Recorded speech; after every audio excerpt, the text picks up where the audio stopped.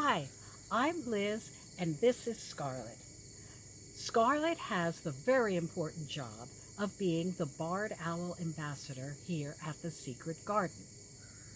Now, I know that Scarlett is a female, and that isn't true about all of our birds, because for many birds of prey, there is nothing external that tells us anything about their gender, and that's true about barred owls too. But we know Scarlett is female for three reasons. First, Scarlett is a very big barred owl, and among birds of prey, the females are usually larger than the males, sometimes a lot larger. And like I said, Scarlett is big, so that's a hint, not proof. Now, when she came to us after being hit by a car, she had a bare patch on her breast, where there were none of the little fluffy feathers that are usually there. That's called a brood patch, and only female owls have a brood patch when they have eggs or young in the nest. It's so that they can keep their skin right up against the eggs and the chicks to keep them warm. So we know she's a female for that. And finally, this year, after many years with us, for the first time, Scarlett laid 2 eggs. So we are absolutely certain that Scarlett is a female. But none of those things are going to help you decide whether an owl sitting up in a tree is a male or a female. You're not going to be able to judge the size very well unless you can see a mated pair together and see which one is larger and which one is smaller. And even then, that might not help because there's a lot of overlap in the mid-range of their weights. And you're not going to see a brood patch because even if the owl has one, it's going to be covered by her outer feathers when she's out and about. And as for the eggs, well, if you could get right up in the nest and see which owl is incubating the eggs or brooding the chicks, then you would know. But that's not likely to happen, right? But with barred owls, you can tell.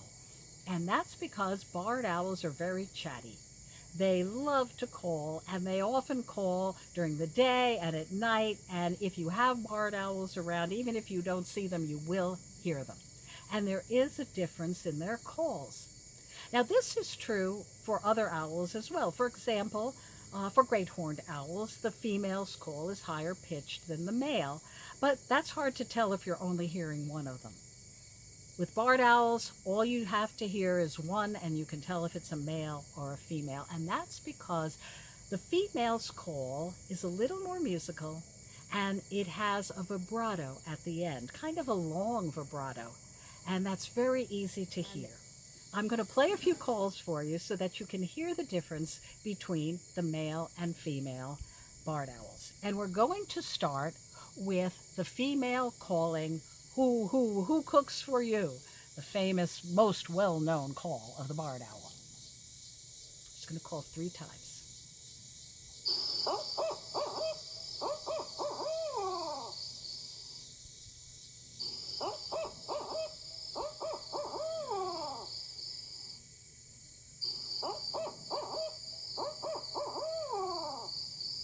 Okay, so did you hear that vibrato at the end of each call?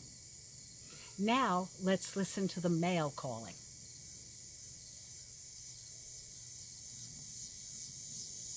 He'll call twice.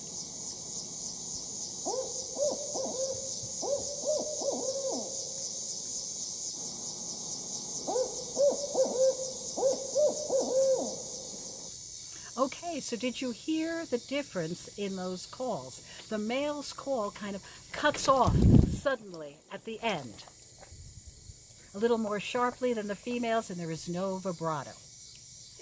Now let's listen to another call.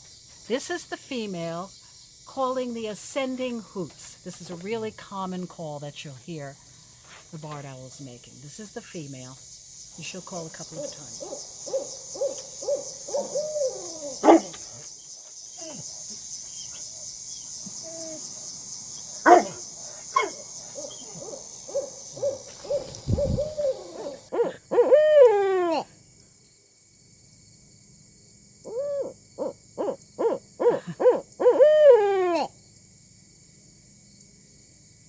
Are we done?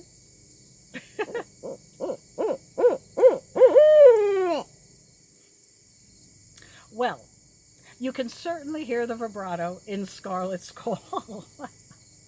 Now shall we listen to the male?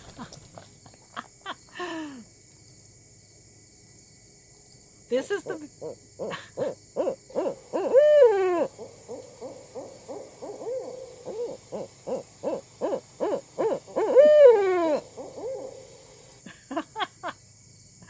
Oh, let me play the male.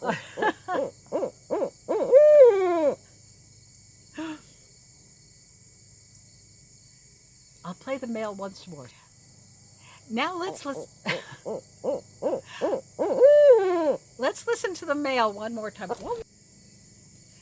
Now let's see if we can listen to the male and hear the difference in the call.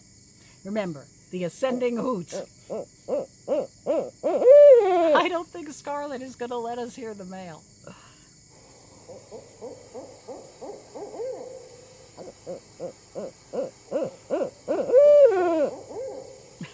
Well, I think you might have heard him in there just a little bit.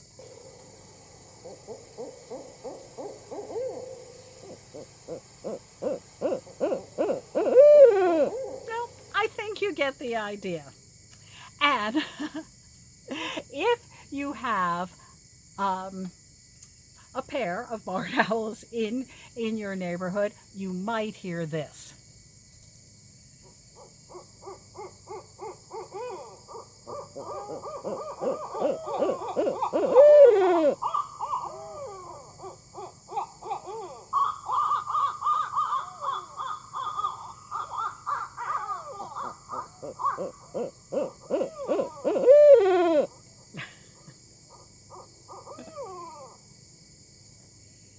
Well, this didn't go exactly as planned,